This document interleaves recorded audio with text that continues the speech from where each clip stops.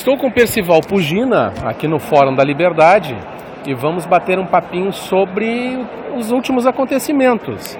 Tivemos um final de semana muito movimentado em São Paulo, um teatro armado e que a população brasileira, de uma certa forma, vibrou com os acontecimentos finais daquele sábado. Como é que tu avalia a prisão do Lula? Foi um momento altamente pedagógico. O Brasil tem aprendido muito, o brasileiro do bem, o brasileiro bem intencionado, que quer o bem do país, que acha que as coisas têm que ser resolvidas de modo pacífico, dentro da lei e da ordem, que o bandido tem que ir para a cadeia, que quem é inocente tem que andar solto, né? Quer viver em paz, quer viver sem ser roubado pelo Estado, quer viver sem ser roubado pelos ladrões, quer ter direito a se realizar pessoalmente, enfim, quer um espaço de liberdade e de ordem para viver, trabalhar, conviver com a sua família. E esse brasileiro, que é a imensa maioria da sociedade, sabe, os que não sabiam estão aprendendo que há um grupo político que quer outra coisa. Que quando assumiu o poder, simplesmente acabou com a economia brasileira, criou um Estado enorme, do qual se apropriou, se infiltrou em todas as estruturas do Estado, não tem nenhum respeito pela ordem, pela lei. Se as coisas não acontecem como querem, eles partem para a violência, partem para a agressão. Enfim, o brasileiro aprendeu isso e ali houve um concentrado.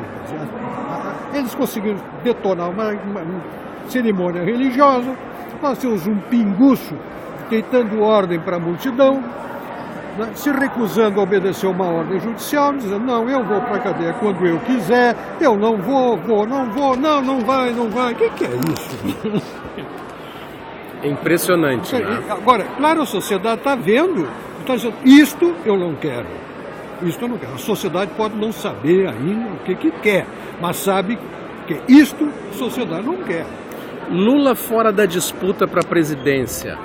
Mexe no tabuleiro. Deixa eu só fazer uma observação. Diga. Claro que quando eu falo sociedade, eu sei que não há uma coisa chamada a sociedade, com um querer único, com uma vontade única.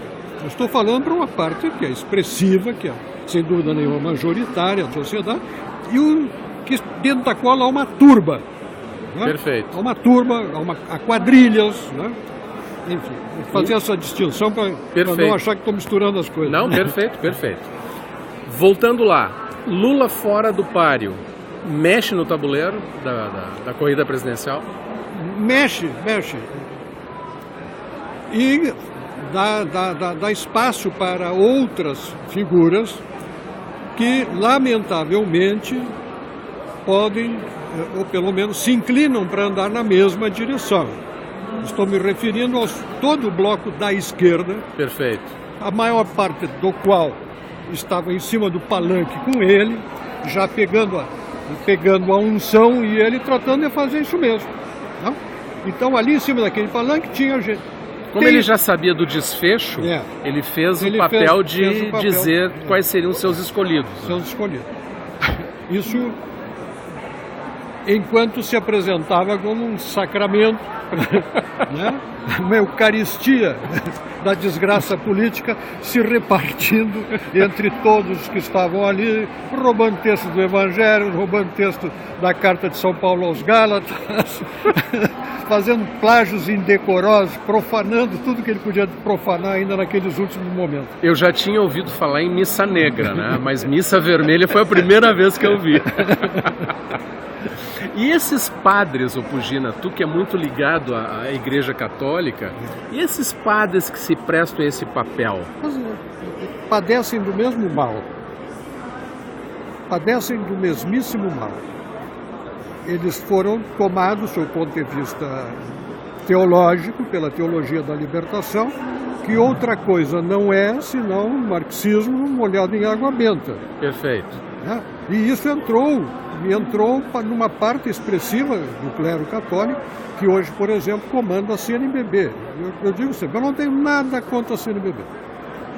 Conferência tem que existir, tem um papel importante. O problema é que essa conferência que está aí, com o seu comando, está dominada pela TL. O meu problema é com a TL. Perfeito. O problema é com essa infiltração. Há uma corrente que diz, e existe até um ex-general da KGB, que diz que a teologia da libertação foi urdida dentro da KGB. Sim. E veio para cá nos anos 60 como uma maneira de se infiltrar nos movimentos religiosos. Como é que tu vê essa ideia? Eu tenho isso como altamente provável por uma série de fatores paralelos. Além da declaração desse general, há uma declaração também de um espião, não me lembro qual é a nacionalidade dele, mas enfim, está morando nos Estados Unidos também. Era romeno, se não me engano. Que diz a mesma coisa, um agente, não era espião, ele abandonou lá e veio para os Estados Unidos e conta a mesma coisa. Essa infiltração, ela é evidente, por exemplo, naquela organização mundial das igrejas. Perfeito.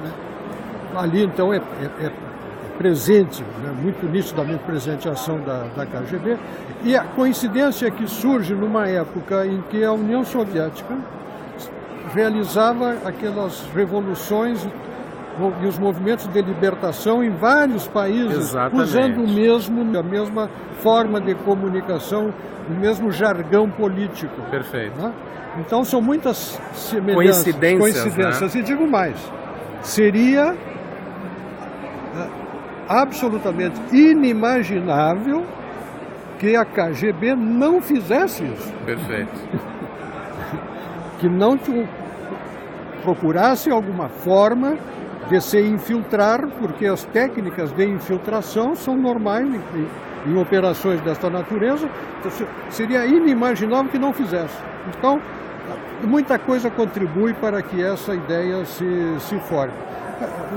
Isso é uma coisa que nós tínhamos que trazer mais a público, né? De descortinar essas... Isso é um tema para historiadores também fazerem a pesquisa. Mas quando a gente lê, por exemplo, os livros do Frei Beto, que ele conta das viagens dele para o leste europeu. Perfeito. Ali tem muita coisa. Sugere também esses contatos, né, e essa tentativa.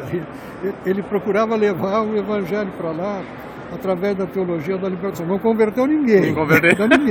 Mas aqui, onde o pessoal já era cristão, ele trouxe todo mundo para o comunismo. Exatamente, bem por aí. Não resolveu nada lá e estragou aqui. Mas eu digo que nós temos até uma certa responsabilidade social, porque já desnudamos o Fórum de São Paulo, que era uma coisa inimaginável uns anos atrás, está na boca de todos, né? Agora essas questões todas ligadas a esse marxismo cultural são coisas que nós temos que levantar e trazer para o grande público, para que eles tenham uma percepção da importância, da grandiosidade e da profundidade dessa coisa toda. Hoje tem muita gente fazendo isso graças ao Olavo de Carvalho. Perfeito. Desse o crédito a quem tem esse crédito, que foi ele que começou a tratar desse assunto em larga escala. Hoje formou toda uma geração aí de bons autores, né, que estão escrevendo muito sobre isso. Tem muito material já disponível. Olha, aqui onde estamos, né, muita gente aqui esses jovens hoje já estão vacinados contra estas más influências. Perfeito. A contração destas más companhias. Perfeito. Pugina, como é que tu vê o Brasil em 2019? 2019? Eu não consigo discernir bem esse horizonte. Eu discernia já no ano passado o horizonte de 2018, onde eu dizia que as estimativas para o crescimento da economia brasileira neste ano estavam excessivamente otimistas. Porque todos os anos eleitorais, dado o nosso modelo eleitoral presidencial, que cria um nível de incerteza muito grande, inclusive possibilidades de alto risco, como seria, por exemplo, uma eleição do Lula, ou agora uma possibilidade de eleição do Ciro Gomes. Do lado esquerdo, acho que não tem ninguém para fazer frente ao Ciro. Isso retrai investimentos, os investidores ficam sem saber, vamos esperar ver o que vai dar na eleição. Então não tem como tu teres um crescimento bom para 2019 se os investimentos que deveriam estar sendo feitos agora estão congelados. Estão congelados. Perfeito. Flávio Rocha, tu acha que é um novo nessa história toda das eleições para presidente? Tu acha que ele é um fator de desequilíbrio? Não, eu não vejo no Flávio Rocha, assim como não vejo no Amoedo, embora sejam pessoas com uma agenda com a qual eu concordo. Praticamente 90% da agenda deles. Mas eu não vejo que eles tenham estrutura partidária, que sejam suficientemente conhecidos do eleitor para uma campanha eleitoral de um curtíssimo prazo, onde os candidatos mais qualificados estão em partidos pequenos e cuja presença nos debates é uma questão aberta ainda, porque os partidos talvez não tenham representatividade suficiente para isso. Então eles enfrentarão campanhas em circunstâncias muito adversas. Quem, na tua percepção, despontará lá na frente? Eu vejo, dadas essas condições todas que tu abordaste agora. Eu vejo 3 nomes que têm impulso para chegar. Alckmin, Bolsonaro, Ciro Gomes. É o que eu vejo.